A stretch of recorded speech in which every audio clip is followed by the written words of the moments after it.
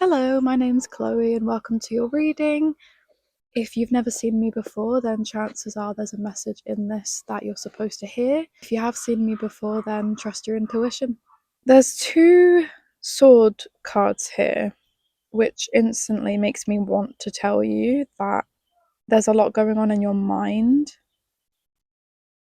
but when things are going on in our minds, sometimes it can be a case of the fact that we're spending a lot of time there and we're not spending a lot of time in other areas of our lives.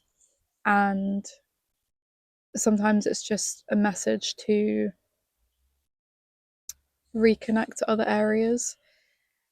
And the thing is, like, there's that saying that if you. So when I don't know if it will come out, but when I think of the Ace of Swords and the Two of Swords, it's almost like you started with the Ace of Swords, which is clarity, and then you overthought something to the point where it mirrored and doubled, and now it's not clear anymore. So sometimes it's our own doing. Sometimes we overthink things to the point where we confuse ourselves even more. So this is telling me that it's important to take action in other areas of your life, um, while it balances out.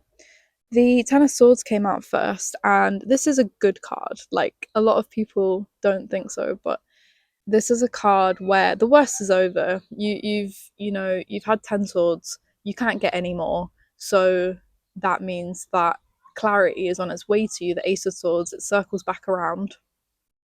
So something has ended, and that could be a cycle, or it could be a pattern, or a time in your life. Something has ended, and with that ending, it has brought action. And the message with the Knight of Wands is the fact that he is so ready to take action. He's full of all this energy, but sometimes it can be ungrounded. And if you've been spending too much time in your head, I think it is quite easy to be impulsive and just be like, right, I've had enough of this, let's go. And that, while that's a good energy, make sure that you are being centered in yourself before taking action in areas of your life, because after an ending, also after this card, you've got the Five of Swords, which is also something's eating away at you.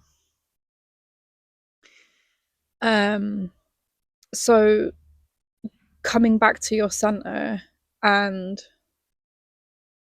making sure that you're in a grounded place in order to move forward and feel what you need to feel depending on what the thing was that ended, if you feel like you need time to regulate your emotions.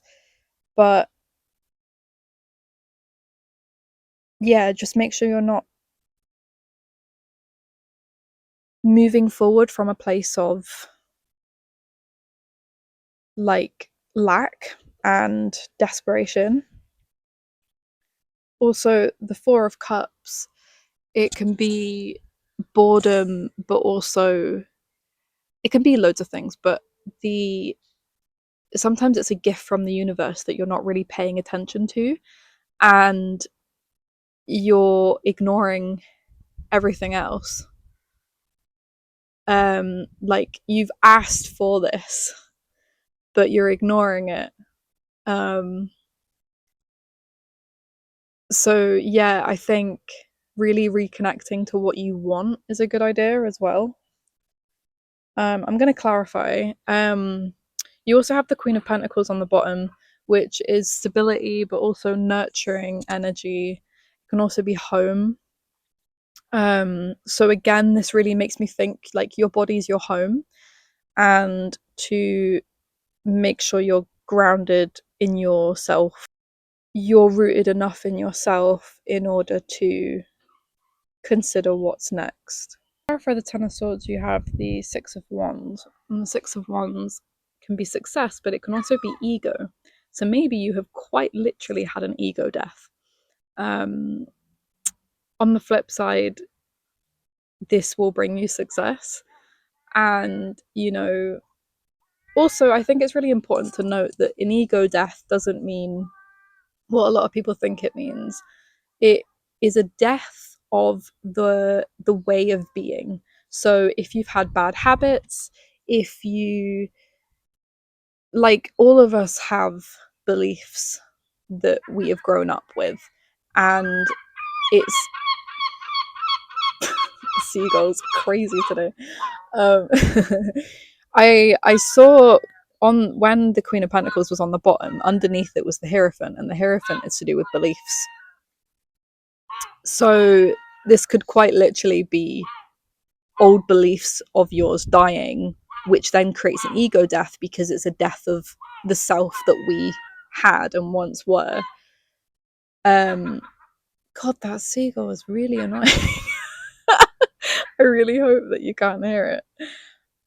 With the Five of Swords, you've got the Two of Wands. So there's something you're planning, but you're also conflicted on what necessarily to choose. There's almost, maybe you're thinking that there's too many options around you. So I'm being urged to tell you to maybe do like a pros and cons list, like get a piece of paper and say, for example, if there is two things or if there's multiple things, do columns and write, for example, if you're going to move to a location, write one location and the other location and the pros and cons of moving to both places, and weigh them out and think about things in that way, but also feel it in your body. So because there's so many swords here, you've also got the High Priestess. You know the answer that you're looking for, and you're ignoring it. You're literally ignoring it. So feel how it feels in your body. I think a list is great, like if you are struggling to, if there's too much, if you're thinking about things too much. But if there are two places that you're debating on moving between, like, go there and see how it feels in your body. Sometimes that can be more effective at tuning into our intuition than logically thinking about what makes more sense. Our intuition also isn't just a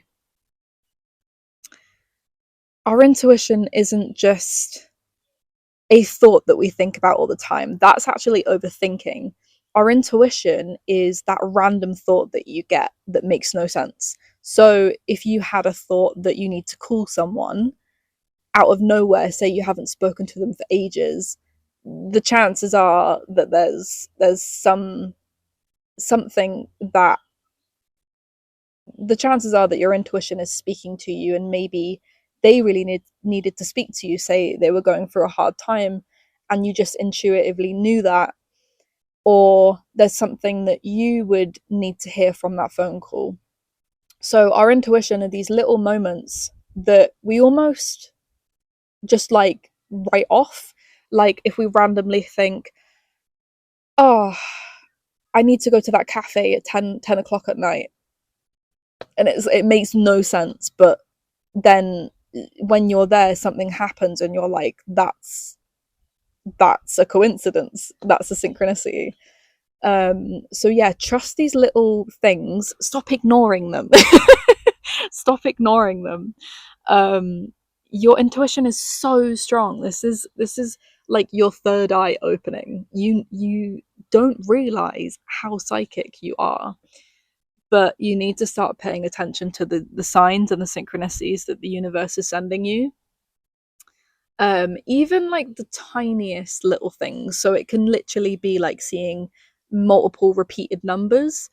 The universe is trying to get your attention. It doesn't know how to communicate with you until you actively go, thank you, I hear you, I see what you're trying to say, and you take it in, then it will start knowing how to communicate with you. So the more you do that, you could keep a journal of the signs that you see. It could be words on a number plate, or if you were just thinking about something and then something happens, like quite often for me, I'll pull cards and I'll see the cards before they come out, something random like that. It could be you writing in your journal while listening to something, and as you write a word, the the thing that you're watching or listening to says the word, like stuff like that.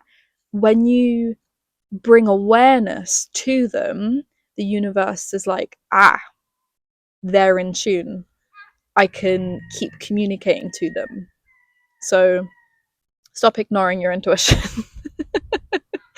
um, and to clarify the Knight of Wands, you've got the Seven of Pentacles. So this is patience and weighing out things. You're debating on whether you want to continue investing in something. Um, I'm really getting that energy of like, because you've also got the Two of Wands. So yeah, you're the Knight of Wands is action, but again, he can be quite impulsive. So the fact that this is clarifying it is really good, because it's almost grounding it and saying, make sure you're doing it from a place of having considered your options, like tune into how you feel about a situation before just jumping in.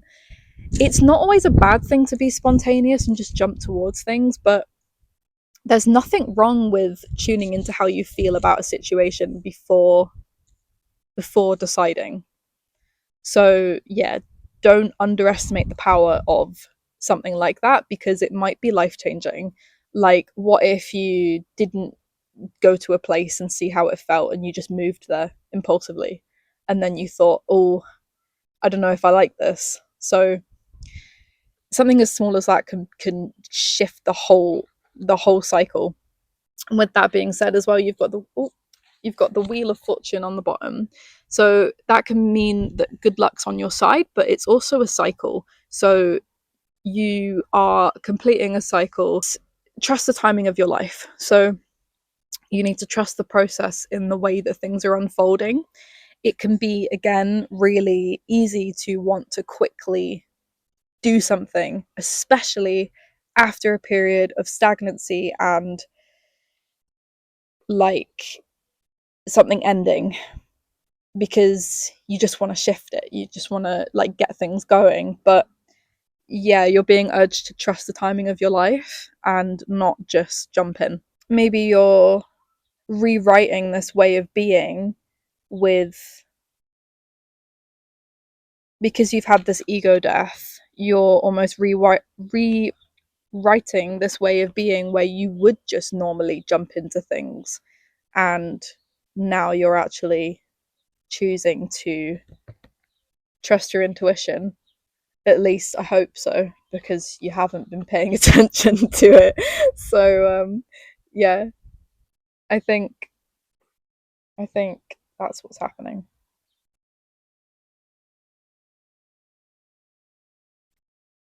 Yep, trust your intuition. If this connected with you, please let me know by liking and subscribing, and I'll see you when I see you.